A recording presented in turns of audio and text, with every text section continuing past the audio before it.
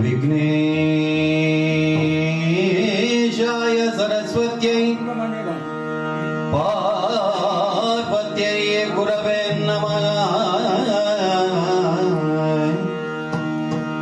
दक्षिणामूर्ति देवाना सकल कार्य विजयी भव।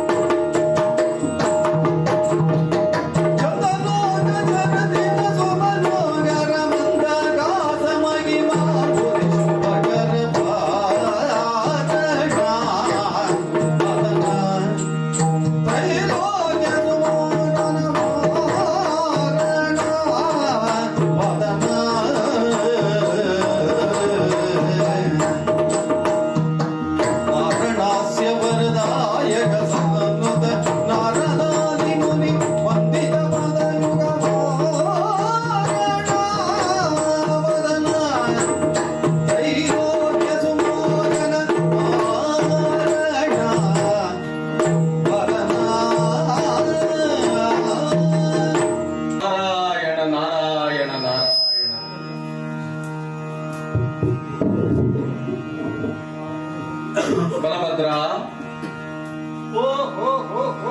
ಈ ವೇದಿಕೆ ನನಗೆ ಹೊಸದು. ವೇದಿಕೆಯೇ ಹೊಸದು ಅಂತಲ್ಲ ಈ ನಾರದನಿಗೆ. ಮುಕ್ಕಾಲು ಗಳಿಗೆಯಲ್ಲಿ 3 ಲೋಕವನ್ನ ಸಂಚರಿಸಿ ಬರ್ತಾ ಇರ್ತಕ್ಕಂತ ನಾರದನಿಗೆ ಎಲ್ಲೆಂದರಲ್ಲಿ ವೇದಿಕೆಗಳು ಸಿಗ್ತಾ ಇರ್ತವೆ. ಅಷ್ಟೇ ಅಲ್ಲದೇನೆ ಜ್ಞಾನಿಗಳು ನಾರದದಾತೀತಿ ನಾರದ ಅಂತ ಕರೆದಿದ್ದಾರೆ. ನಾರದ ಅಂತಂದ್ರೆ ಜ್ಞಾನಿ. ಅಷ್ಟೇ ಅಲ್ಲದೇನೆ ದೇವರ್ಷಿ ಅಂತಕ್ಕಂತಹ ಬಿರುದನ್ನು ಕೂಡ ಕಲ್ಪಿಸಿಕೊಟ್ಟಿದ್ದಾರೆ. ಹಾಗೆ ಜಗತ್ತಿನ ಪ್ರಪ್ರಥಮ ಪತ್ರಕರ್ತ ಎಂತಕ್ಕಂಥದ್ದು ಕೂಡ ಮಾತಿದೆ. ಅಷ್ಟೇ ಅಲ್ಲ, ಸದಾ ಮಹತಿಯನ್ನ ನುಡಿಸಿಕೊಂಡು ಜ್ಞಾನವನ್ನ ಬಿತ್ತರಿಸ್ತಾ ಇರ್ತಕ್ಕಂತಹ ನನಗೆ ಸಂಗೀತ ಲೋಕದ ಪಿತಾಮಹ ಎಂತಕ್ಕಂತಹ ಬಿರುದು ಕೂಡ ಇದೆ. ಇಷ್ಟೆಲ್ಲ ಇರುವ ಕಾರಣಕ್ಕಾಗಿ ವೇದಿಕೆ ಎಲ್ಲಾ ಕಡೆಯಲ್ಲೂ ಕೂಡ ಸಿಗ್ತದೆ. ಆದರೆ ಈ ವೇದಿಕೆ ಹೊಸದು ಅಂತ ಹೇಳಿದೆ ನಾನು. ಯಾಕೆ ಹಾಗೆ ಹೇಳಿದೆ ಅಂತ ಕೇಳಿದ್ರೆ, ನಾನು ಯಾವಾಗಲೂ ರಾಮ ಸದನಕ್ಕೆ ಬರುವವನೇ ಅಲ್ಲ. ಯಾವತ್ತಿದ್ರೂ ಕೃಷ್ಣ ಸದನಕ್ಕೆ ಹೋಗುವವನು ನಾನು. ರಾಮ ಸದನಕ್ಕೆ ಬಂದದ್ದೇ ಇಲ್ಲ. ಕೃಷ್ಣ ಸದನಕ್ಕೆ ಒಂದು ದಿನದಲ್ಲಿ 1 ಬಾರಿ ಆದರೂ ಆಯ್ತು, 2 ಬಾರಿ ಆದರೂ ಆಯ್ತು, ಎಷ್ಟೋ ಬಾರಿ ಹೋದದ್ದು ಕೂಡ ಇದೆ. ಹಾಗಾಗಿ ಇವತ್ತಿನ ಈ ನೀನು ಕಲ್ಪಿಸಿಕೊಟ್ಟಿರ್ತಕ್ಕಂತಹ ವೇದಿಕೆ, ಈ ಆಸನ ಬಹಳ ಹೊಸದಾಗಿ ನನಗೆ ಕಾಣ್ತಾ ಇದೆ ಬಲಭದ್ರ, ಬಹಳ ಹೊಸದಾಗಿ ಕಾಣ್ತಾ ಇದೆ ನನಗೆ. ಮತ್ತೆ ನೀನು ನನ್ನನ್ನು ಬರಮಾಡಿಕೊಂಡಿರ್ತಕ್ಕಂತಹ ರೀತಿ, ನಭೋಮಂಡಲದಿಂದ ಇಳಿದು ಬರ್ತಾ ಇರ್ತಕ್ಕಂತಹ ಸಂದರ್ಭದಲ್ಲಿ ಪೀಠದಲ್ಲಿ ಕುಳಿತಿರ್ತಕ್ಕಂತಹ ನಿನ್ನನ್ನು ಆದಿಯಾಗಿ ಎಲ್ಲರೂ ಶಿರವಾಗಿ ನಮಿಸಿದ್ದೀರಿ. ಅಷ್ಟೇ ಅಲ್ಲದೇನೆ ಸಭೆಗೆ ನಡೆದುಕೊಂಡು ಬರುವಂತಹ ಸಂದರ್ಭದಲ್ಲಿ ಪುಷ್ಪ ವೃಷ್ಟಿಯನ್ನೇ ಗೈದಿದ್ದೀರಿ. ಅಷ್ಟೇ ಅಲ್ಲದೆ ಮುಂದುವರೆದು ಹೇಳುವುದಾದರೆ ನನ್ನನ್ನ ಶ್ರೇಷ್ಠವಾಗಿರ್ತಕ್ಕಂತಹ ದರ್ಭಾಸನದಲ್ಲಿ ಕೂರಿಸಿದ್ದೀರಿ. ಅರ್ಘ್ಯ ಪಾದ್ಯಾದಿ ಪಂಚೋಪಚಾರ ಪೂಜೆಯನ್ನ ಮಾಡಿ ಒಂದು ವಿಶೇಷವಾಗಿರ್ತಕ್ಕಂತಹ ಸತ್ಕಾರವನ್ನ ನನಗೆ ಕಲ್ಪಿಸಿಕೊಟ್ಟಿದ್ದೀರಿ. ಹಾಗಾಗಿ ಬಂದಿರತಕ್ಕಂತಹ ನಾನು ನನ್ನ ಸಮಗ್ರವಾಗಿರ್ತಕ್ಕಂತಹ ಸಂಪೂರ್ಣವಾಗಿರ್ತಕ್ಕಂತಹ ಶ್ರೇಯಸ್ಸನ್ನ, ಅನುಗ್ರಹವನ್ನ ನಿನಗೆ ಕರುಣಿಸ್ತಾ ಇದ್ದೇನೆ ಬಲಭದ್ರ. ನಾರದರೆ ಈ ವೇದಿಕೆಗೆ ಹೊಸಬರು ಅಂತ ಹೇಳುವುದೇ ಬೇಡ. ನಾನು ಸ್ವಾಗತಿಸುವ ಮೊದಲೇ ಆಶೀರ್ವಾದ ಮಾಡಿ ಆಯ್ತು. ನೀವು ಇರ್ಲಿ, ನಿಮ್ಮನ್ನ ಸ್ವಾಗತಿಸ್ತಾ ಇದ್ದೇನೆ. ನಿಮಗೆ ಯೋಗ್ಯವಾದ ಪೀಠವನ್ನು ಕೊಟ್ಟೆ. ಬೇಕಾದಂತಹ ಉಪಚಾರಕ್ಕೆ ಬೇಕಾಗುವ ವ್ಯವಸ್ಥೆಗಳನ್ನೆಲ್ಲ ಅಡಿಗೊಳಿಸ್ತಾ ಇದ್ದೇನೆ. ಸ್ವಲ್ಪ ಅಸ್ತವ್ಯಸ್ತ ಆಗಿದೆ, ಸುಧಾರಿಸಿಕೊಳ್ಬೇಕು. ತೊಂದರೆ ಇಲ್ಲ. ಏನೇ ಆಗಲಿ, ಜ್ಞಾನದ ಬೆಳಕು ನಮ್ಮ ಕಡೆ ಹರಿದು ಬರುತ್ತಾ ಉಂಟು ಅಂತಾದರೆ ಅಜ್ಞಾನ ಜನಿತವಾದ ಯಾವುದೋ ಕತ್ತಲೆ ನಮ್ಮಲ್ಲಿ ಉಂಟು ಅಂತ ಎಚ್ಚರಿಸಿದ ಹಾಗೆ ಅಲ್ವೇ? ಹೌದು. 3 ಗಳಿಗೆಯಲ್ಲಿ ಲೋಕಲೋಕಾಂತರಗಳನ್ನ ಸಂಚರಿಸುವ ನೀವು ಎಲ್ಲಿಂದಲೋ ಯಾವ ಮೂಲೆಯಿಂದಲೋ ನಾನು ತಿಳಿದುಕೊಳ್ಳಲೇಬೇಕಾದಂತಹ ಅನೇಕ ವಿಷಯಗಳನ್ನು ಹೊತ್ತು ತಂದಿರಬಹುದು ಎಂಬ ಊಹೆ ನನ್ನ. ತಾವು ಎಲ್ಲಿನಿಂದ ಬಂದಿರಿ, ಯಾವಾಗ ಹೋಗ್ತೀರಿ ಅಂತ ಕೇಳುವ ಅಗತ್ಯವೇ ಇಲ್ಲ. ಕೆಲಸ ಮುಗಿದ ಮೇಲೆ ನೀವು ನಿಲ್ಲುವವರೇ ಅಲ್ಲ. ಹೌದು. ನಿಮ್ಮಿಂದ ನಾವು ತಿಳಿದುಕೊಳ್ಳಬೇಕಾದ ಯಾವುದಾದರೂ ವಿಷಯಗಳು, ವಿಶೇಷಗಳಿದ್ದರೆ ಯಾವುದೇ ದಾಕ್ಷಿಣ್ಯ ಇಲ್ಲದು ಅವುಗಳನ್ನು ಅರುಹುವಂತಹ ಕೃಪೆ ಮಾಡಬೇಕು ಸರ್. ಕಲದರ ಕೇಳು ಕೇಳು ಕಲದರ ಬೇಳ್ವೆನರಿದುದನು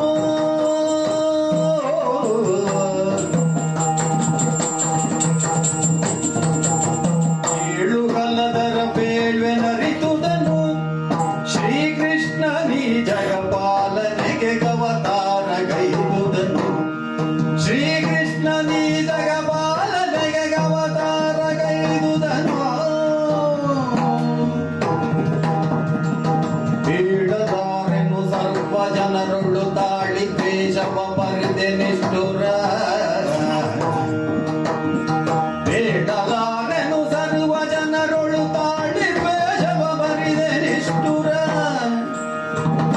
ನಿಷ್ಠುರ ವ್ಯಾಳ ಶಯನನಿಗೋಗ್ಯವೇ ನೀ ಬೇಳು ಬುದ್ಧಿಗಳನ್ನು ದಯೆಯೋಡು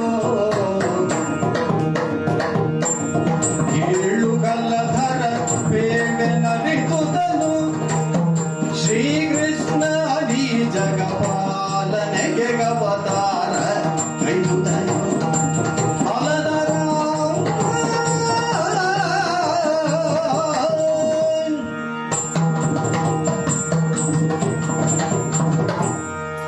ಸಂಕರ್ಷಣ. ಮಹರ್ಷಿ, ಸಂಕರ್ಷಣ ಎಂಬುದಾಗಿ ನಿನ್ನನ್ನ ಸಂಬೋಧಿಸ್ತಾ ಇದ್ದೇನೆ ನಾನು. ಯಾಕೆ? ಅತ್ತಿಂದಿತ್ತ ಸರಿದಾರಿಸಿತು. ಹಾಗಲ್ಲ. ಹಾ, ನೀನು ಹುಟ್ಟು ಹೋರಾಟಗಾರ. ನಿನ್ನ ಜನ್ಮವನ್ನ ಪಡೆದಾಗಿನಿಂದಲೂ ಕೂಡ ಹೋರಾಟವನ್ನ ಮಾಡಿಕೊಂಡು ಬಂದಂತವನು ನೀನು. ನಿನ್ನ ಮಾವನಾಗಿರ್ತಕ್ಕಂತಹ ಕಂಸ ಭವಿಷ್ಯವಾಣಿಯೊಂದನ್ನ ನಂಬಿ ಸಹೋದರಿಯಾಗಿರತಕ್ಕಂತಹ ದೇವಕಿಯ ಗರ್ಭದಿಂದ ಜನಿಸಿದಂತಹ 8ನೇ ಪುತ್ರನಿಂದ ನಿನ್ನ ಮರಣವಾಗ್ತದೆ ಅಂತಕ್ಕಂತಹ ಭವಿಷ್ಯವಾಣಿಯನ್ನು ನಂಬಿದಂತವನು ಆತ. ಹೌದು. ನಿನ್ನಲ್ಲಿಯವರೆಗೆ 6 ಜನರನ್ನ ನೆಲಕ್ಕೆ ಅಪ್ಪಳಿಸಿ ಕೊಂದು ಮುಗಿಸಿದ್ದ. ಹೌದು. 7ನೇಯವನಾಗಿ ನೀನು ತಮ್ಮದೇ ಅಂತಲೂ ಸುದ್ದಿ ಬಂದಿತ್ತು. ನಮ್ಮ ಬಗ್ಗೆ ಅಪಪ್ರಚಾರಗಳು ಅಲ್ಲಲ್ಲಿ ನಡೀತಾ ಇರ್ತವೆ. ಅದರ ಬಗ್ಗೆ ಕಿವಿ ಕೊಡುವಂತವರು ನಾವಲ್ಲ.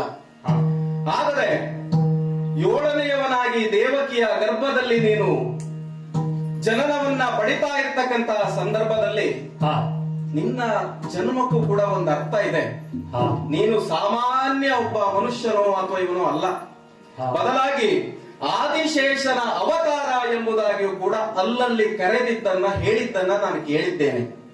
ಅಷ್ಟೇ ಅಲ್ಲದೇನೆ ಈ ಹಿಂದಿನ ಯುಗ ತ್ರೇತಾಯುಗದಲ್ಲಿ ರಾಮನ ತಮ್ಮನಾಗಿರ್ತಕ್ಕಂತಹ ಕೃಷ್ಣ, ರಾಮನ ತಮ್ಮನಾಗಿರ್ತಕ್ಕಂತಹ ಲಕ್ಷ್ಮಣ ಮುಂದಿನ ಜನ್ಮ ಅಂತ ಒಂದಿದ್ರೆ ವಿಷ್ಣುವಿನ ಮುಂದಿನ ಅವತಾರದಲ್ಲಿ ಅಣ್ಣನಾಗಿ ತಮ್ಮನ ಸೇವೆಯನ್ನ, ತಮ್ಮನ ಜೊತೆಗೆ ಇರ್ತಕ್ಕಂತಹ ಒಂದು ಅವಕಾಶವನ್ನ ಕೊಡುವಂತ ಕೇಳಿದ್ದ ಆ ಒಂದು ಜನ್ಮ ನಿನಗೆ ಸಿಕ್ಕಿದೆ ಎಂಬುದನ್ನು ಕೂಡ ನಾನು ಅಲ್ಲಲ್ಲಿ ಕೇಳಿ ತಿಳಿದುಕೊಂಡಿದ್ದೇನೆ. ತಾಯಿಯ ಗರ್ಭದಲ್ಲಿ ಇದ್ದಂತಹ ಸಂದರ್ಭದಲ್ಲಿ ನೀನು ಈ ಜಗತ್ತಿಗೆ ಬರಬೇಕು, ಜಗತ್ತನ್ನ ಆಳಬೇಕು, ಜಗತ್ತಿಗೆ ಬೇಕಾಗಿರ್ತಕ್ಕಂಥ ಒಳ್ಳೆಯದನ್ನ ಕೊಡಬೇಕು ಎನ್ನುವಂತಹ ಉದ್ದೇಶದಿಂದ ಸಾಕ್ಷಾತ್ ಶ್ರೀಹರಿಯೇ ಬಂದು ದೇವಕಿಯ ಗರ್ಭದಲ್ಲಿದ್ದ ನಿನ್ನನ್ನ ಕರ್ಷಿಸಿ ಮತ್ತೋರ್ವ ಪತ್ನಿಯಾದಂತಹ ವಾಸುದೇವನ ಮತ್ತೋರ್ವ ಪತ್ನಿ ಆಗಿರ್ತಕ್ಕಂತಹ ರೋಹಿಣಿ ದೇವಿಯ ಗರ್ಭದಲ್ಲಿ ನಿಮ್ಮನ್ನ ನಿಕ್ಷೇಪಿಸಿದ. ಹಾಗಾಗಿ ಸಂಕರ್ಷಣ ಎಂತಕ್ಕಂತ ಹೆಸರು ನಿನಗೆ ಬಂತು. ಅಷ್ಟೇ ಅಲ್ಲ, ನೀನೊಬ್ಬ ಹೋರಾಟಗಾರ, ಹುಟ್ಟಿನಿಂದಲೂ ಕೂಡ ಹೋರಾಟವನ್ನ ಮಾಡಿಕೊಂಡು ಬಂದಿದ್ದೀಯಾ ಅಂತ ಹೇಳಿದ್ದೇನೆ. ಯಾಕಾಗಿ ಹೇಳಿದೆ? ನಿನ್ನ ನಾಮಕರಣ ಶಾಸ್ತ್ರವೆಲ್ಲವೂ ಕೂಡ ಗರ್ಗ ಮುನಿಗಳ ಅವರ ಒಂದು ನಾಯಕತ್ವದಲ್ಲಿ ನಡೆಯಿತು. ಆದರೆ ಅಲ್ಲಿಗೆ ಮುಗಿಲಿಲ್ಲ. ಹುಟ್ಟೇನೋ ಆಯ್ತು, ಜನನವೇನೋ ಆಯ್ತು, ಜನ್ಮವೇನೋ ತಳೆದೆ, ಆದ್ರೆ ಅಲ್ಲಿಗೆ ಅದು ಕಷ್ಟಗಳ ಸುರಿಮಳೆ ಮುಗಿಲಿಲ್ಲ. ಕಂಸನಾಗಿರ್ತಕ್ಕಂಥವನು, ಮಾವನಾಗಿರ್ತಕ್ಕಂತಹ ಕಂಸ ನಿಮ್ಮನ್ನ ಕೊಲ್ಲುವುದಕ್ಕೆ ಹಲವಾರು ಬಾರಿ ಪ್ರಯತ್ನಿಸಿದಂತಹ ಘಟನೆಗಳಿದಾವೆ. ಅವರೆಲ್ಲರನ್ನ ಅವನು ಕಳಿಸಿರ್ತಕ್ಕಂತಹ ರಾಕ್ಷಸರನ್ನ, ಧೇನುಕಾಸುರನಿರಬಹುದು, ಪ್ರಲಂಬಾಸುರನಿರಬಹುದು, ಅವರೆಲ್ಲರನ್ನ ಕೊಂದು ನೀನು ಎಂತಹ ಶೂರ, ನಿನ್ನ ಜೀವನವನ್ನ ಎಷ್ಟು ಹೋರಾಟ ಮಾಡಿದ್ದೀಯ ಎಂಬುದನ್ನ ನೀನು ಸಾಬೀತುಪಡಿಸಿದ್ದೀಯ. ಬಹಳ ಖುಷಿ ಆಗ್ತದೆ ನನಗೆ. ದನವನ್ನ ಕಾಯ್ತಾ ಇದ್ದಂತಹ ಗೋವಳರಾಗಿರ್ತಕ್ಕಂತಹ ಬಲರಾಮ ಕೃಷ್ಣರು ದ್ವಾರಕೆಯಂತಹ ಅದ್ಭುತವಾಗಿರ್ತಕ್ಕಂತಹ ರಾಜ್ಯವನ್ನ ನಿರ್ಮಾಣ ಮಾಡಿ ಆಡಳಿತವನ್ನ ಮಾಡ್ತಾರೆ ಅಂತಂದ್ರೆ ಇದು ಸುಲಭದ ಸಂಗತಿ ಅಲ್ಲ. ರಾಜ್ಯವೇ ಇರಲಿಲ್ಲ. ಕುಶಸ್ಥಲಿ ಎಂತಕ್ಕಂತಹ 12 ಚದರ ಯೋಜನೆಗಳ ಪ್ರದೇಶವನ್ನ ನಿನ್ನ ಹಲಾಯುಧದಿಂದ ಮೇಲೆತ್ತಿ ದ್ವಾರಕೆ ಎನ್ನುವಂತಹ ಅತ್ಯದ್ಭುತವಾಗಿರ್ತಕ್ಕಂತಹ ನಗರವನ್ನ ಕಟ್ಟಿ ಆಡಳಿತವನ್ನ ನೀವು ಮಾಡ್ತಾ ಇದ್ದೀರಿ. ಹಾಗಂದ ಮಾತ್ರಕ್ಕೆ ನಿಮ್ಮ ಯದುವಂಶದಲ್ಲಿ ಮಹಾತ್ಮರು ಅಥವಾ ಶೂರರು, ವೀರರು ಇಲ್ಲ ಅಂತಲ್ಲ. ಕಾರ್ತವೀರ್ಯನಂತವರು ಆಗಿ ಹೋಗಿದ್ದಾರೆ, ಕೀರ್ತಿಶೇಷರಾಗಿದ್ದಾರೆ, ಉಗ್ರಸೇನ ಭೂಪರಂತವರಿದ್ದಾರೆ. ಆದರೆ ನಿಮ್ಮೆಲ್ಲರ ಸಾಧನೆ, ನಿಮ್ಮಿಬ್ಬರ ಸಾಧನೆ ಅವರುಗಳಿಗೂ ಕೂಡ ಸೆಡ್ಡನ್ನ ಹೊಡೆಯುವ ಮಟ್ಟದಲ್ಲಿ ನೀವು ಬೆಳೆದಿದ್ದರಲ್ಲ, ನಿಜವಾಗಲೂ ಕೂಡ ಖುಷಿ ಪಡ್ತಕ್ಕಂತಹ ವಿಷಯ. ಅಷ್ಟೇ ಅಲ್ಲ, ಸತ್ವಕರು, ಭೋಜರು, ಅಂಧಕರು, ವೈಷ್ಣಿಗಳು, ಹೀಗೆ ಹಲವಾರು ಯಾದವ ಪಂಗಡಗಳು, ಯಾದವ ಕಲಹ ಅಂತ ಕರೀತಾರೆ. ಎಲ್ಲ ಹರಿದು ಹಂಚಿ ಹೋಗಿದ್ದಂತಹ ಯಾದವ ಮಣಿಗಳನ್ನ ಏಕಸೂತ್ರದಲ್ಲಿ ಬಂಧಿಸಿ ಸುಂದರವಾಗಿರ್ತಕ್ಕಂತಹ ಹಾರವನ್ನ ಮಾಡಿ ಅವರನ್ನ ಆಳ್ವಿಕೆ ಮಾಡ್ತಾ ಇದ್ದೀಯಲ್ಲ, ಇದು ಬಹಳ ಖುಷಿಯ ವಿಚಾರ ಬಲಭದ್ರ. ಮತ್ತೆ ಹಲಧರ ಅಂತ ಸಂಬೋಧನೆಯನ್ನ ಮಾಡ್ತಾ ಇದ್ದೇವೆ. ಹಲಧರ ಅಂತಂದ್ರೆ ಏನು? ಹಲವನ್ನೇ ಆಯುಧವನ್ನಾಗಿ ಇಟ್ಟುಕೊಂಡಿರ್ತಕ್ಕಂಥವನಿಗೆ ಹಲಧರ ಅಂತ ಕರೆದಿದ್ದೇವೆ.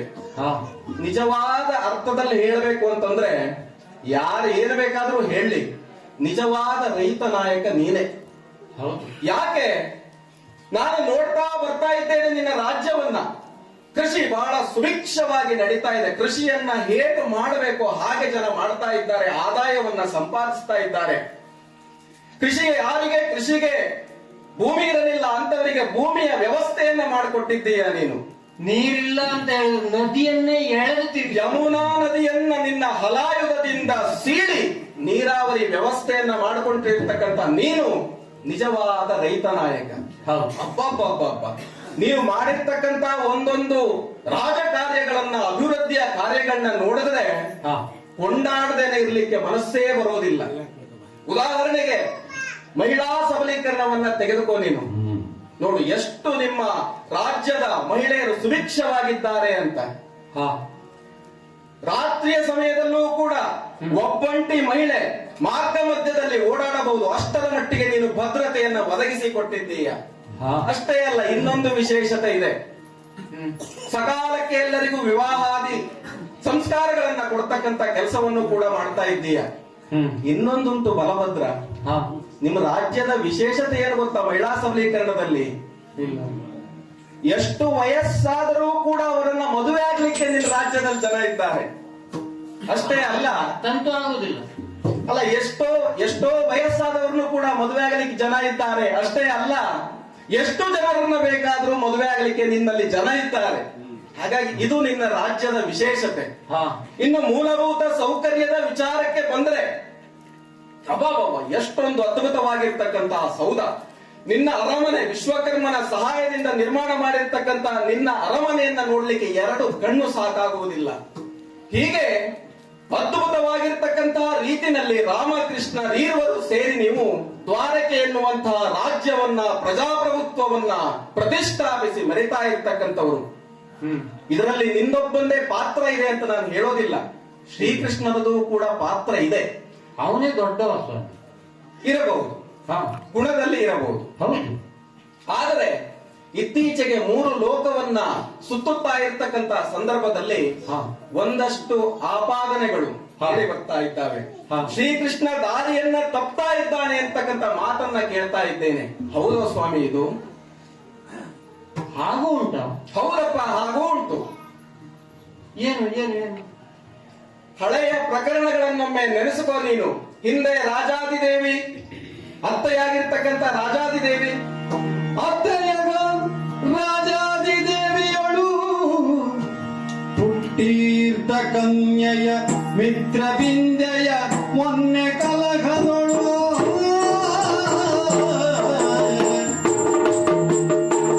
ಅತ್ತೆಯ ರಾಜಾದಿದೇವಿಯೊಳು ಹುಟ್ಟೀರ್ಥ ಕನ್ಯೆಯ ಮಿತ್ರ ಬಿಂದೆಯ ಮೊನ್ನೆ ಕಲಹದೊಳು ಹುಟ್ಟೀರ್ಥ ಕನ್ಯೆಯ ಮಿತ್ರ ಬಿಂದೆಯ ಮೊನ್ನೆ ಕಲಹದೊಳು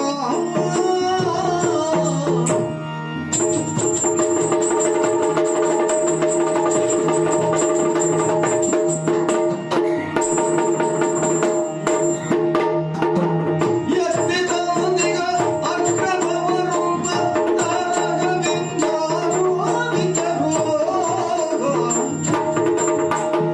ಎತ್ತಿ ತಂದಿಗರ ಗ್ರಹವರು ತಾರಗವಿಂದಾನು ವಿಂದರು ದುಷ್ಟರಾಗಿಗ ಹೇಗೆ ನಿಷ್ಠುರ ವ್ಯರ್ಥ ಕೈಗೊಂಡಿರ್ಪ ಈತನು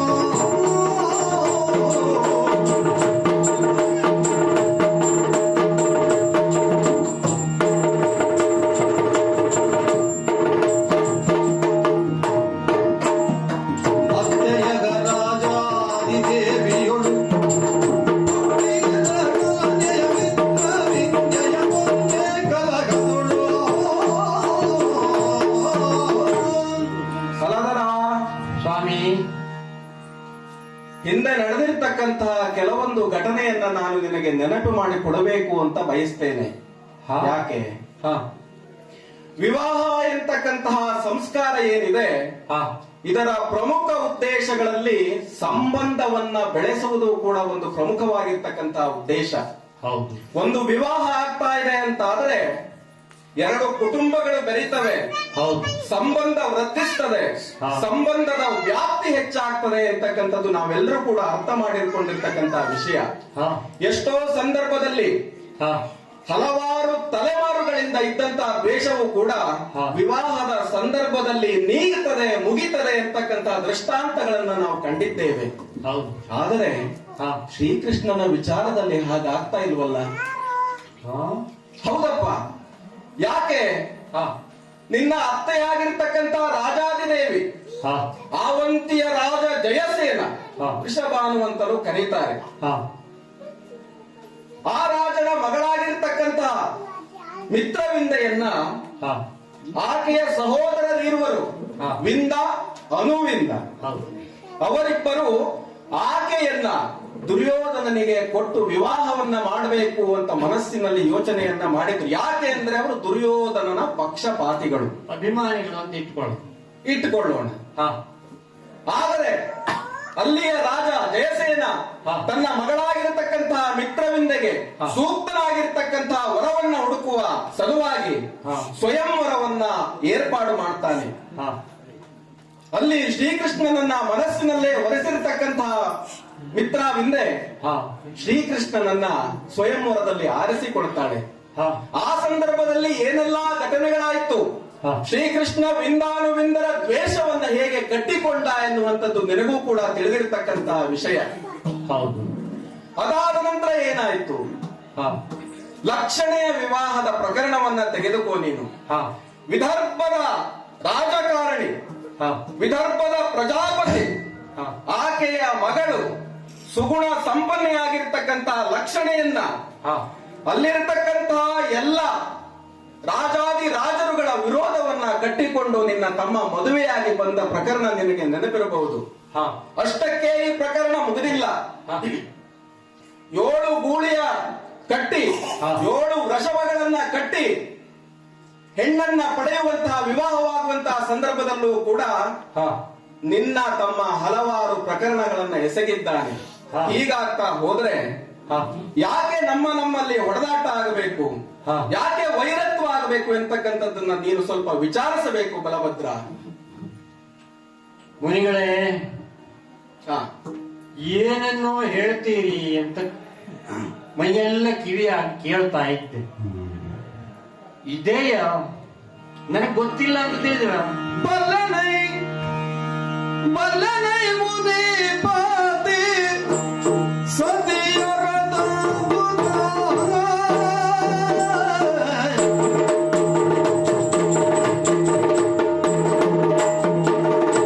ಬಲ್ಲನೈ ಬಲ್ಲನೈ ಮುನಿಪತಿ ಸತಿಯರ ತಂದಿಗೂ ಎಲ್ಲವೂ ವಿಹಿತವೆಂಬೆ. ಸರಿಯಾಗಿ ಉಂಟು. ಸತಿಯರ ತಂದಿಗುದೆಲ್ಲ ವಿಹಿತವೆಂಬೆ ವಿಹಿತವೆಂಬೆ ವಿಹಿತವೆಂಬೆ.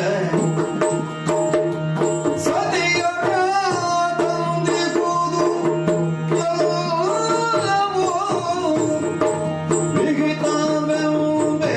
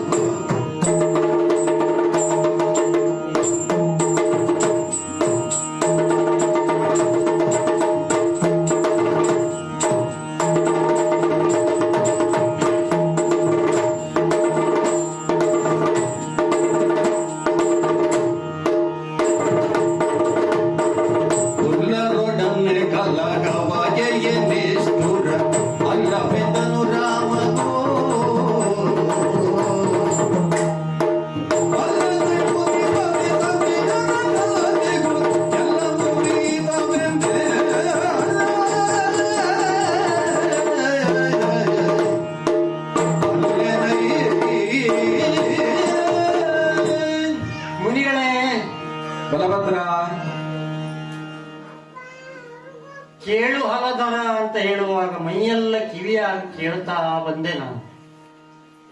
ಮೊದಲಾಗಿ ಹಿರಿಯರಿಗೂ ಮದುವೆ ಆಗುವ ಭಾಗ್ಯ ಉಂಟು ಅಂತ ಹೇಳಿದ್ರಲ್ಲ, ಹೌದು. ಗೊತ್ತಾಯ್ತು. ನಾನು ಮದುವೆ ಆದದ್ದು ಹಿರಿಯವಳನ್ನೇ. ಹೌದು ಸ್ವಾಮಿ, ಹಾ, ಹೌದು. ಹೆಂಡತಿ ಮಾತು ಕೇಳದೆ ಇರುವವರು ಯಾರಾದ್ರೂ ಇದ್ದಾರೆ? ನೀವು ಒಬ್ಬರೇ ಅದಿರು. ಯಾಕೆ ಅಂದ್ರೆ ಸಂಸಾರವಾಗಿ ಮದುವೆ ಆಗ್ಲಿಲ್ಲ. ಯಾವುದೂ ಇಲ್ಲ. ಹೆಂಡತಿಯ ಮಾತು ಕೇಳಬಾರದು ಅಂತಲೂ ಉಂಟು, ಹಾ, ಹಿರಿಯವರ ಮಾತು ಮೀರಬಾರದು ಅಂತಲೂ ಉಂಟು. ಹೌದು. ಎರಡಕ್ಕೂ ಒಂದೇ ಉಪಾಯ ಅಂದ್ರೆ ಹಿರಿಯಳನ್ನೇ ಮದುವೆ ಆಗುದು ಅಂತ ನಾನು ಮದುವೆ ಆದ. ಹಾಗೆ ಹಿರಿಯರ ಮಾತು ಪಾಲಿಸ್ತಾ ಇದ್ದೇನೆ, ಹೆಂಡತಿ ಮಾತು ಪ್ರಶ್ನೆ ಬರುವುದಿಲ್ಲ. ಹೌದು. ಹೀಗೆ ಉಂಟು ನಮ್ಮ ವ್ಯವಸ್ಥೆ. ಹಾ, ಇನ್ನು ಕೃಷ್ಣ ಅಲ್ವ ಆಗ್ತಾ ಇದ್ದಾನೆ ಸ್ವಾಮಿ. ಹಾ, ಮೊದಲು ತಂದದ್ದು ರುಕ್ಮಿಣಿಯನ್ನು. ಹಾ, ಅವಳ ಅಪ್ಪ ಸಂಕಲ್ಪಿಸಿದ್ದು ಕೃಷ್ಣನಿಗೆ ಕೊಡಬೇಕು ಅಂತಲೇ. ಹೌದು. ಹಾಗಂತ ರುಕ್ಮಿಣಿಯ ಅಣ್ಣ ರುಕ್ಮಿ ಹಾ, ಚೈತ್ಯನಿಗೆ ಕೊಡುವುದಕ್ಕೆ ಮನಸ್ಸಿಟ್ಟಿದ್ದ, ಹೌದು. ವ್ಯವಸ್ಥೆಯನ್ನು ಮಾಡಿದ್ದನಂತೆ. ಹೌದು. ಆ ರುಕ್ಮಿಣಿಯ ಮನಸ್ಸಿನಲ್ಲಿ ಕೃಷ್ಣನ ಕುರಿತು ಅನಿರ್ವಾಜ್ಯವಾದ ಪ್ರೀತಿಯ ಮೊಳಕೆ ಬಿತ್ತಿದವರು ತಾವು ಅಂತಲೂ ಕೇಳಿದ್ದೇನೆ. ಇರಬಹುದು. ಕೃಷ್ಣನ ಮಹಿಮೆಗಳನ್ನು ಆಕೆಗೆ ಉಪದೇಶಿಸಿ, ಹಾ, ಅವನೇ ನಿನಗೆ ಪತಿಯಾಗ ತಕ್ಕವನು, ಆತನಿಗೆ ಸತಿಯಾಗ ತಕ್ಕವಳು ನೀನು ಅಂತ ಅವಳಿಗೆ ಉಪದೇಶ ಕೊಟ್ಟವರು ನಾರದರಂತಹ ಜ್ಞಾನಿಗಳಂತೆ. ಅದನ್ನೇ ಮುಂದಿಟ್ಟುಕೊಂಡ ಆಕೆ, ಹಾ, ಇಂತಹ ದಿನದಂದು ಇಂತಿಷ್ಟು ಹೊತ್ತಿಗೆ ನೀನು ಬಂದು ನನ್ನನ್ನು ವರಿಸಬೇಕು, ಹಾ, ಆ ಕಾಳಿಯ ಗುಡಿಯಿಂದ ನನ್ನನ್ನು ಅಪಹರಿಸಿಕೊಂಡಾದರೂ ಹೋಗಿ ಹ್ಮ್, ಈ ಶಿಶುಪಾಲನ ಮದುವೆ ಆಗುವುದನ್ನು ತಪ್ಪಿಸಬೇಕು. ಹ್ಮ್, ಇಲ್ಲದೇ ಇದ್ರೆ ನಾನು ಆತ್ಮಹತ್ಯೆ ಮಾಡಿಕೊಳ್ಳುವುದಕ್ಕೆ ನೀನು ಕಾರಣ ಆಗ್ತೀಯ ಅಂತ ಬೆದರಿಕೆ ಪತ್ರ ಬರೆದ. ಹೌದು. ಹಾಗಾಗಿ ಹೆಣ್ಗೊಲೆಯ ಅಪವಾದವನ್ನು ತಾನು ಹೊತ್ತುಕೊಳ್ಳುವ ಬದಲು ಒಂದು ಹೆಣ್ಣು ಮದುವೆ ಆದ್ರೆ ಏನ್ ತಪ್ಪು ಅಂತ ಆದ. ಹ್ಮ್, ಅದಕ್ಕೆ ರುಕ್ಮಿಗೆ ಸಿಟ್ಟು ಬಂದ್ರೆ ಅದರಲ್ಲಿ ಕೃಷ್ಣನ ಅಪರಾಧ ಏನೂ ಇಲ್ಲ. ಹಾಗಂತ ಹೋಗ್ಲಿಕ್ಕೆ ನಾನು ಹೋದವನೇ ಸ್ವಾಮಿ ಆ ಮದುವೆಗೆ. ಹೌದು. ಕೃಷ್ಣ ಯಾವುದೂ ನನಗೆ ಹೇಳದೆ ಮಾಡುವುದಿಲ್ಲ. ದಿನಾಲು ಬೆಳಿಗ್ಗೆ ಬಂದು ನನ್ನ ಪಾದಗಳಿಗೆ ನಮಸ್ಕಾರ ಮಾಡಿ ಪ್ರೀತಿಯಿಂದ ಮಾತಾಡಿ, ಅಣ್ಣ ನಿನ್ನೆ ಹೀಗೀಗಾಯ್ತು ಅಂತ ವರದಿ ಒಪ್ಪಿಸಿ, ಇವತ್ತು ಹೀಗೀಗ ಉಂಟು ಇಂತಲ್ಲಿಗೆ ಹೋಗ್ತೇನೆ ಹೇಳ್ತಾನೆ. ಹಾ, ಮಧ್ಯಾಹ್ನದ ಒಳಗೆ ಮುಗಿಯುವ ಕಾರ್ಯಕ್ರಮ ಆದ್ರೆ ನಾನು ಅವನ ಜೊತೆ ಹೋಗ್ತೇನೆ. ಸಂಜೆ ತನಕ ಆಗುವಂತ ಮಧ್ಯಾಹ್ನದ ಕಾರ್ಯಕ್ರಮ. ಮೇಲೆ ನಮ್ಗೆ ಅಷ್ಟು ಸೌಖ್ಯ ಇರುವುದಿಲ್ಲ. ಹೌದು. ಹಾಗಾಗಿ ನಾನು ಹೋಗುವುದಿಲ್ಲ. ಅವ ಹೇಳುವುದಿದ್ರು ಮರುದಿವಸ ಬಂದು ಹೇಳ್ತಾನೆ. ಹಾ, ಮಿತ್ರವಿಂದೆಯ ಪ್ರಕರಣ ಹ್ಮ್, ಅಲ್ಲಿಯೂ ಅಷ್ಟೇ. ಹ್ಮ್, ಹೆಣ್ಣು ಬಯಸಿದ್ದು ಕೃಷ್ಣನನ್ನು. ಹಾ, ತಂದೆ ತಾಯಿಯರಿಗೆ ಕೃಷ್ಣನೇ ತಮ್ಮ ಅಳಿಯಾಗಬೇಕು ಅಂತ ಬಯಕೆಯೂ ಇತ್ತು. ಹಾ, ಆ ವಿಂದಾನುವಿಂದರಿಗೆ ಕೃಷ್ಣನನ್ನು ಕಂಡ್ರೆ ಆಗ್ತಿರ್ಲಿಲ್ಲ, ಆದ್ದರಿಂದ ವಿರೋಧಿಸಿದರು. ಹೌದು. ಮುಂದೆ ವಶಭಂಗಳ 7 ಬಂಧಿಸುತ್ತ ಹೌದು. ಗೋವಿಂದ ಒಬ್ಬ ಅಲ್ಲದೆ ಇದ್ರೆ ಹಾ, ಒಂದೇ ಸೂತ್ರದಿಂದ 7 ಸೊಕ್ಕಿದ ಗೂಳಿಗಳನ್ನ ಕಟ್ಟುವುದಕ್ಕೆ ಯಾರಿಗೂ ಸಾಧ್ಯ ಇಲ್ಲ ಅಂತ ಪಂಥ ಇಟ್ಟವನಿಗೆ ಗೊತ್ತು. ಹೌದು. ಆ ಕಾರಣದಿಂದಲೇ ಆ ಪಂಥವನ್ನು ಇಟ್ಟದ್ದು, ಕೃಷ್ಣನೇ ಅಳಿಯಾಗಬೇಕು ಅಂತ. ಹಾ, ಹಾಗಾಗಿ ಕಟ್ಟಿದ ತನ್ನ ಹ್ಮ್, ಇನ್ನೂ ಮತ್ತು ಮದುವೆ ಆಗಿರಲೂಬಹುದು. ಆದರೆ ಒಂದುಂಟು, ಹ್ಮ್, ಒಂದೇ ಒಂದು ಪ್ರಕರಣದಲ್ಲಿ ಆದರೂ ಇವನು ತಂದ ಹೆಣ್ಣು ಮಗಳು ಹ್ಮ್, ಅಯ್ಯೋ ಕೃಷ್ಣನನ್ನು ಕದ್ದೊಯ್ಯುತ್ತಿದ್ದಾನೆ, ರಕ್ಷಿಸಿ ರಕ್ಷಿಸಿ ಅಂತ ಕೂಗಿದ ಉದಾಹರಣೆ ಉಂಟು? ಇಲ್ವೇ ಇಲ್ಲ. ಇಲ್ಲ ತಾನೆ. ಇಲ್ಲ. ತಂದೆ ತಾಯಿಯರು ಹಾ, ಅಯ್ಯೋ ಕೃಷ್ಣ ನಮ್ಮ ಮಗಳನ್ನ ಹೊತ್ತೊಯ್ದ, ಹಾಳು ಮಾಡಿದ, ಹಾ, ಅವ ಹಾಳಾಗಲಿ ಅಂತ ಶಾಪ ಹಾಕಿದ ನಿದರ್ಶನ ಉಂಟ? ಇಲ್ಲ. ಇಲ್ಲ. ಮತ್ತೆ ಹ್ಮ್, ಹೆಣ್ಣು ಮಕ್ಕಳದ್ದು ಒಂದು ಸ್ವಭಾವ ಉಂಟು ಸ್ವಾಮಿ. ಹಾ, ಅನಿವಾರ್ಯ ಅಂತ ಬಂದರೆ ಹಾ, ತಮ್ಮ ಕುತ್ತಿಗೆಯಲ್ಲಿದ್ದ ಕರಿಮಣಿಯ ಮಾಂಗಲ್ಯದ ಸರವನ್ನು ಬೇಕಿದ್ರೆ ತೆಗೆದು ಹಾ, ಸಂಸಾರದ ಕಷ್ಟಕ್ಕೆ ವಿನಿಯೋಗಕ್ಕೆ ಕೊಟ್ಟಾರ. ಹೌದು. ಆದರೆ ಹಾ, ತಮ್ಮ ಕರಿಮಣಿಯ ಕಟ್ಟಿದ 2 ಕೈಯುಳ್ಳ ಗಂಡ ಹ್ಮ್, ಮತ್ತೊಬ್ಬಳೊಂದಿಗೆ ಆತನನ್ನು ಹಂಚಿಕೊಳ್ಳುವುದಕ್ಕೆ ಸರ್ವಥಾ ಅವರು ಒಪ್ಪುವುದು. ಓಹೋ, ತಮ್ಮ ಮಾಂಗಲ್ಯವನ್ನು ಮತ್ತೊಬ್ಬಳೊಂದಿಗೆ ಹಂಚಿಕೊಳ್ಳುವುದಕ್ಕೆ ಯಾವುದೇ ಹೆಣ್ಣು ಒಪ್ಪುವುದಿಲ್ಲ. ಹೌದು. ಆದ್ರೆ ಕೃಷ್ಣ ಸೌಭಾಗ್ಯನೋ, ಹಾ, ಇದುವರೆಗೆ ತಂದ ಎಲ್ಲ ಹೆಣ್ಣು ಮಕ್ಕಳು ಹಾ, 2ನೇವಳು ಬಂದಾಗ ಮೊದಲನೇವಳು ಸರಿದರು, ಓಹೋ, 3ನೇವಳು ಬಂದಾಗ ಇಬ್ರು ಸೇರಿ ಸ್ವಾಗತಿಸಿದರು. ಹಾ, ಹೀಗೆ ಅವರವರೊಳಗೆ ಅನ್ಯೋನ್ಯತೆಯಿಂದ ಇದ್ದಾರೆ. ಎಲ್ಲರಿಗೂ ಪ್ರತ್ಯೇಕವಾದ ಭವನವನ್ನು ನಿರ್ಮಾಣ ಮಾಡಿ ಸುವ್ಯವಸ್ಥಿತವಾಗಿ ಇಟ್ಟುಕೊಂಡಿದ್ದಾನೆ. ಎಲ್ಲರನ್ನು ಚೆನ್ನಾಗಿ ನೋಡ್ಕೊಳ್ತಾ ಮದುವೆ ಆಗುವ ಅವರಿಗೆ ಚಿಂತಿಲ್ಲ, ಮದುವೆ ಮಾಡಿಕೊಂಡು ಕೃಷ್ಣನಿಗೆ ಲೆಕ್ಕ ಇಲ್ಲ, ನಮಗೂ ನಿಮಗೂ ತಲೆ ಬಿಸಿ ಅಂತ. ಹಾಗಲ್ಲ ಬಲಭದ್ರ, ಅದು ಈ ಪ್ರಕರಣಗಳು ನಿನಗೆ ಗೊತ್ತಿಲ್ಲ, ನಿನಗೆ ತಿಳಿದಿರ್ಲಿಕ್ಕಿಲ್ಲ, ನಿನಗೆ ಗಮನದಲ್ಲಿ ಇಲ್ಲ ಅಂತ ನಾನು ಹೇಳಿದ್ದಲ್ಲ. ಕೃಷ್ಣ ಅಷ್ಟಕ್ಕೆ ನಿಂತಿಲ್ಲ. ಇಷ್ಟರವರೆಗೆ ಹೇಳಿದ್ದಂತೂ ಎಲ್ಲ ಸರಿ ಉಂಟು. ಆದರೆ ಇತ್ತೀಚೆಗೆ ಆದಂತ ಒಂದು ಪ್ರಕರಣ ಗೊತ್ತೋ ನಿನಗೆ? ಮತ್ತು ಸತ್ರಾಜಿತನ ಕತೆ ಗೊತ್ತೋ ನಿನಗೆ? ಗುರುತರ ತಪವನಾಚರಿಸಿ ಸತ್ರಾಜಿತ,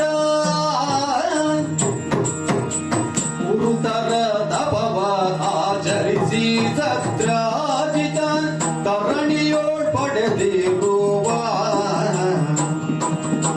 ವರಸ್ಯ ಮಂದಗ ತನಗೀಯನೇ ಲೋಪದಿ ಕರುಣಿಸದಿರಲವನೋ.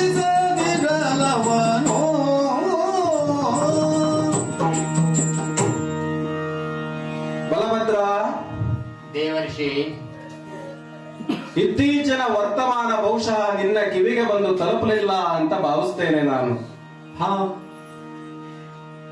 ನಿನ್ನದೇ ಕುಲಬಾಂಧವನಾಗಿರ್ತಕ್ಕಂತಹ ಸತ್ರಾಜಿತ, ಅಯ್ಯೋ ಬೃಂದಾವನದ ಅಧಿಕಾರಿ, ಎಲ್ಲರಿಗೂ ತಿಳಿದಿರುವ ಹಾಗೆ ಸೂರ್ಯ ದೇವನ ಪರಮ ಭಕ್ತನಾಥ. ಹೌದು, ಸೂರ್ಯ ದೇವನನ್ನ ಮಳೆ, ಬಿಸಿಲು, ಚಳಿ, ಗಾಳಿ ಎಂದು ಲೆಕ್ಕಿಸದೆ ತಪಸ್ಸನ್ನ ಗೈದು ವರಸ್ಯಮಂತಕ ಎನ್ನುವಂತಹ ಮಣಿಯನ್ನ ಆತ ಪಡೆದುಕೊಂಡಿರತಕ್ಕಂತಹ ಘಟನೆ ನಿನಗೂ ಕೂಡ ತಿಳಿದಿರುವಂತದ್ದೇ. ಸಾಮಾನ್ಯವಾಗಿರ್ತಕ್ಕಂಥ ರತ್ನ ಅಥವಾ ಮಣಿಯದಲ್ಲ, ಬದಲಾಗಿ ಕೇಳಿದ್ದನ್ನ ಕೊಡುವಂತಹ ವರಸ್ಯಮಂತಕ ಅದು. ಅದನ್ನ ಧರಿಸಿ ಆತ ಬರುತ್ತಿರುವಾಗ ನಾಡಿನ ಜನ ಸೂರ್ಯನೇ ಧರೆಗಿಳಿದು ಬಂದ, ನಮಗೆ ಆಪತ್ತು ಬರ್ತಾ ಉಂಟು ಅಂತ ಬಂದು ದೂರಿದ್ದು. ಹೌದಪ್ಪ, ಕೃಷ್ಣನೇ ಹೋಗಿ ಹೇಳಿದ್ದು, ಅಯ್ಯೋ ಅದು ಸ್ಯಮಂತಕ ಮಣಿ ಸತ್ರಾಜಿತ ಪಡೆದು ತಂದಿದ್ದಾನೆ, ಅದರ ಪ್ರಕಾಶ ಇದು, ಹೆದರಬೇಡಿ ಅಂತ. ವರಸ್ಯಮಂತಕ ಕೇವಲ ಕೇಳಿದ್ದನ್ನ ಕೊಡುವಂತಹ ಮಣಿಯಾಗಿ ಸತ್ರಾಜಿತನ ಬಳಿಯಲ್ಲಿ ಇರಲಿಲ್ಲ. ಅದೊಂದು ಪ್ರತಿಷ್ಠೆಯ ವಿಷಯವಾಗಿ ಸತ್ರಾಜಿತನಿಗೆ ಹಾಗೂ ಅವನ ಸಹೋದರನಿಗೆ ಅದಾಗಿತ್ತು. ಆ ಕಾರಣಕ್ಕಾಗಿ ಒಂದು ದಿನ ಅವನ ತಮ್ಮನಾಗಿರ್ತಕ್ಕಂತಹ ಪ್ರಸೇನ ಬೇಟೆಗಾಗಿ ಹೋಗ್ತಾ ಇದ್ದೇನೆ ಅಣ್ಣ, ಈ ಮಣಿಯನ್ನ ನನಗೆ ಕೊಡು, ಧರಿಸಿಕೊಂಡು ನಾನು ಹೋಗ್ತೇನೆ ಅಂತ ಕೇಳಿದ್ದನ್ನ ನಾನು ಕೂಡ ಕೇಳಿದ್ದೇನೆ. ಯಾಕಾಗಿ? ಕಾಡಿನಲ್ಲಿ ಬೆಳಕಿಲ್ಲ, ಬೇಟೆಯಾಡಲಿಕ್ಕೆ ಬೇಕು ಎಂತಕ್ಕಂಥದ್ದು ಒಂದೇ ಕಾರಣವಲ್ಲ, ಬದಲಾಗಿ ನನ್ನ ಅಣ್ಣನಾಗಿರ್ತಕ್ಕಂಥ ಸತ್ರಾಜಿತನಲ್ಲಿ ಪ್ರಪಂಚದಲ್ಲಿ ಯಾರಲ್ಲಿಯೂ ಕೂಡ ಇರದೇ ಇರತಕ್ಕಂಥ ವಿಶೇಷವಾಗಿರ್ತಕ್ಕಂಥ ಮಣಿ ಇದೆ.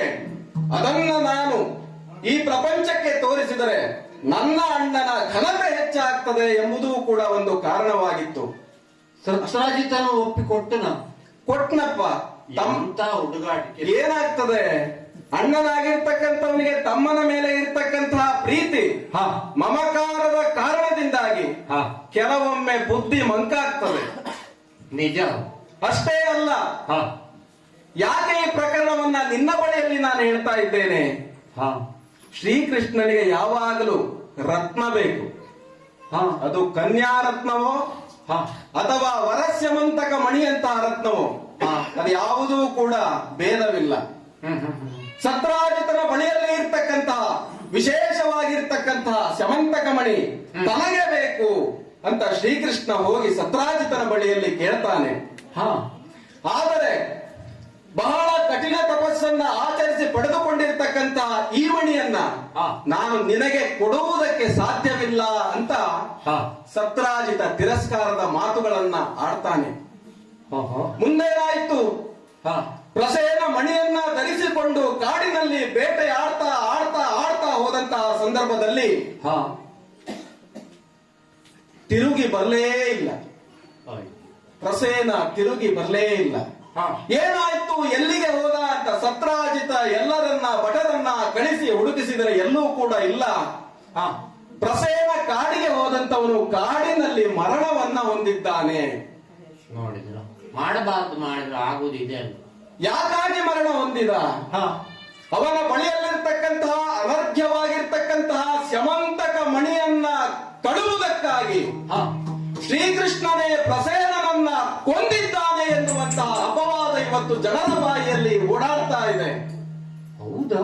ಹಾಗಾಗಿ ನಾನು ಹೇಳಿದ್ದು, ನಿನಗೆ ಗೊತ್ತಿದ್ದಷ್ಟೇ ಪ್ರಪಂಚ ಅಲ್ಲ, ನಿನ್ನ ತಮ್ಮ ಇನ್ನೂ ಹಲವಾರು ಪ್ರಕರಣಗಳಲ್ಲಿ ಭಾಗಿಯಾಗಿದ್ದಾನೆ, ಸ್ವಲ್ಪ ಹಿಡಿದು ಅವನನ್ನ ನೀನು ಕೇಳು ಎಂದು. ಸ್ವಲ್ಪ ನೀವು ಹೇಳಿದ್ದು ಒಳ್ಳೇದಾಯ್ತು ಸ್ವಾಮಿ. ಹೌದು, ಸ್ವಲ್ಪ ಹೊತ್ತು ತಡೆಯಿರಿ, ಅವ ಬರುವ ಸಮಯ ಆಗಿದೆ ಇವತ್ತು. ನಿಮ್ಮ ಎದುರೇ ಅವನ ರಟ್ಟೆ ಹಿಡಿದು ವಿಚಾರಿಸ್ತೇನೆ. ತೀರ್ಮಾನ ಆಗಲಿ, ಅವನು ಮಾಡಿದ್ದಾನ ಇಲ್ಲೂ ಆಗಲಿ. ಕುಳಿತು ಬಲಭದ್ರ, ಬಂಧು ಜನರೊಳಗೆ ನಿಷ್ಠುರ ಸರಿಯಲ್ಲ. ಅವ ಮಾಡಿಕೊಂಡದ್ದು ತಪ್ಪೇ. ಅವನನ್ನು ಹಾಗೆ ಬಿಡ್ಲಿಕ್ಕೆ ಆಗುವುದಿಲ್ಲ. ನಾರದರ ಸಮ್ಮುಖದಲ್ಲೇ ವಿಚಾರಣೆ ಮಾಡಿ ಅವನಿಗೆ ಏನು ಅಂತ ಇತ್ಯರ್ಥ ಮಾಡುವ. ಚಂದದೊಳು ಬೆಸಸೆನುತ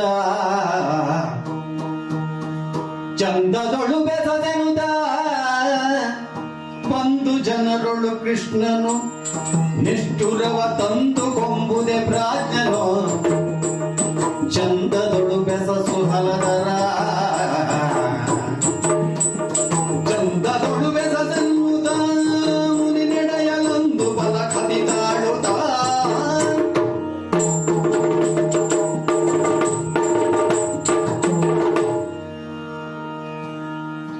ಬಲರಾಮ ಸ್ವಾಮಿ, ಮತ್ಸ್ಯ, ಕೂರ್ಮ, ವರಾಹ, ನಾರಸಿಂಹ, ವಾಮನ, ಪರಶುರಾಮ, ರಾಮ, ಕೃಷ್ಣ, ಶ್ರೀಮನ್ನಾರಾಯಣನ ಅವತಾರ ಶ್ರೀಕೃಷ್ಣ. ಹೌದು. ಹಾಗಾಗಿ ಅವನ ವಿಚಾರವನ್ನ ನಿನಗೆ ಹೇಳ್ತಾ ಇದ್ದೇನೆ. ಯಾರೋ ಬೇರೆಯವರಾಗಿದ್ದರೆ ಅವರ ವಿಚಾರವನ್ನ ಹೇಳತಕ್ಕಂತ ಪ್ರಯತ್ನವನ್ನ ನಾನು ಮಾಡ್ತಾ ಇರ್ಲಿಲ್ಲ. ಯಾಕೆ? ಸರ್ವ ಬಣ್ಣವನ್ನ ಮಸಿನುಂಗಿತು ಎನ್ನುವ ಹಾಗೆ ಆಗಬಾರದು.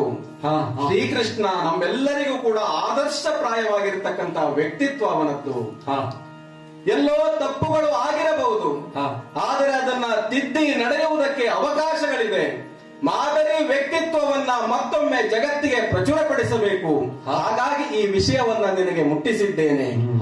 ನನಗೂ ಕೂಡ ಸಮಯ ಆಗ್ತಾ ಇದೆ. ನಾನು ಆಗ್ಲೇ ಹೇಳಿದ ಹಾಗೆ 3:45 ಗಳಿಗೆಯಲ್ಲಿ 3 ಲೋಕವನ್ನ ಸಂಚರಿಸಬೇಕು. ಇನ್ನೊಂದು ಕಿವಿ ಮಾತನ್ನ ಹೇಳ್ತೇನೆ ಬಲರಾಮ. ನಾರದ ಮಹಾಮುನಿಗಳು ತನ್ನ ಆಸ್ಥಾನಕ್ಕೆ ಬಂದಿದ್ದರು. ಕೃಷ್ಣನ ಬಗ್ಗೆ ಅಥವಾ ನಿನ್ನ ಬಗ್ಗೆ ಈ ರೀತಿಯಾದಂತಹ ಮಾತುಗಳನ್ನ ಆಡಿದ್ದಾರೆ ಅಂತ ಶ್ರೀಕೃಷ್ಣನ ಬಳಿಯಲ್ಲಿ ಹೇಳಬೇಡ. ನಾನು ಹೋಗಿ ಬರ್ತೇನೆ, ಶುಭವಾಗಲಿ. ಸ್ವಲ್ಪ ಇರಿ ಸ್ವಾಮಿ, ಸ್ವಲ್ಪ ಇರಿ. ಕೃಷ್ಣ ಬರಲಿ, ವಿಚಾರ ಮಾಡುವ. ಏನು ಅಂತ ಅಲ್ಲೇ ನಿರ್ಧಾರ ಆಗ್ತದೆಯಲ್ಲ. ಏನಾಗ್ತದೆ?